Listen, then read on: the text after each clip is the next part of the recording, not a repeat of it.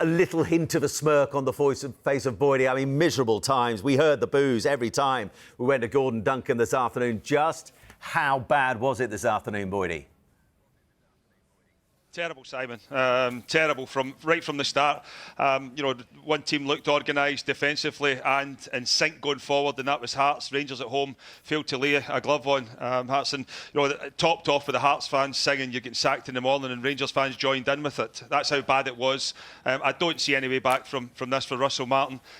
You can cut new managers some slack if you can see, slight improvement game to game, but it's actually going the other way. It's getting worse for Rangers. No wins in 5, sitting 10th in the league, and it's pretty embarrassing to say the least.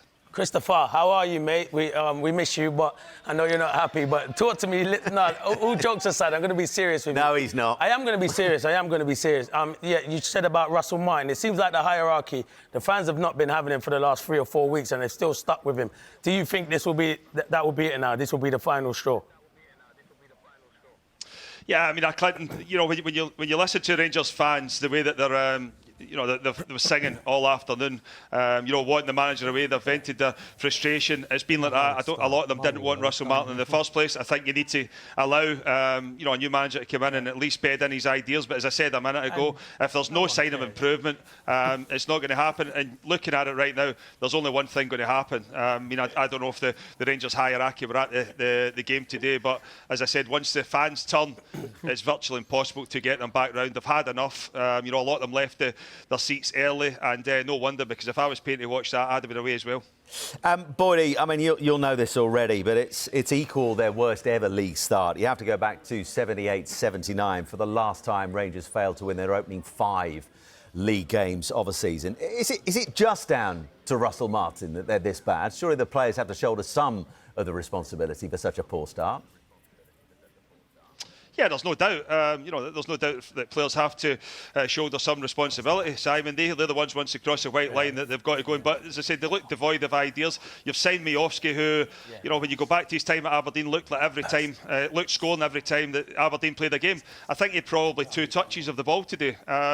Didn't create anything. You can see, I think there was 6 new signings in the starting lineup, chopping and changing. Russell Martin doesn't know his strongest 11 right now. There's been a lot of change. I get that, but as I said, if you can see slight improvement, you'd maybe stick by it. But right now, it's a total opposite.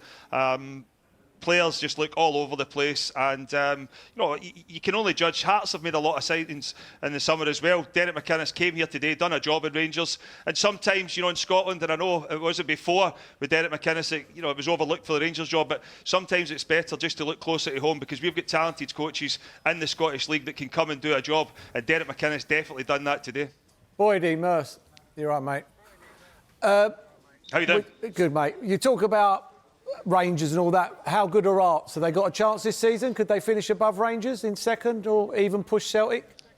Well, I think they're 9 points ahead of Rangers now. Started the season really well. There's a lot of optimism about with Tony Bloom taking over, and I know a lot of people scoffed at Tony Bloom when he turned round and said that that he fancies their chances inside a few years. It'd be hard to bet against them right now. Obviously, Celtic have got their own issues, but they've started the season on the pitch reasonably well. Celtic, played 4 games, unbeaten, 3 victories, and that. They go to Kilmarnock tomorrow, and you'd expect them to go there and get a victory as well. A lot of Celtic's problems have been off-field, but on the field they've actually been okay domestically so far. So for Hearts, there is no doubt that in time, Tony Bloom, Derek McInnes will feel as if they can challenge. It's very difficult to say at this moment in time, but right now they're sitting top of the league, and they look as if they're a well-organised team defensively. Halkett, Finlay, defensively strong, and going forward they looked as if they were a unit that could score any time they went forward. And I think when you've got a goal scorer, Merce, you know how important they are. Lawrence Shankland with a double today, led the line superbly, and again somebody who was deemed not good enough to come to Ibrox. Boydie, we're going to have to leave it there. By the way, Clinton's promised to text you later just to cheer you up a little bit. I'm sure it'll work a treat. My phone's off. My phone's off. See you soon, Boydie. Thanks ever so much.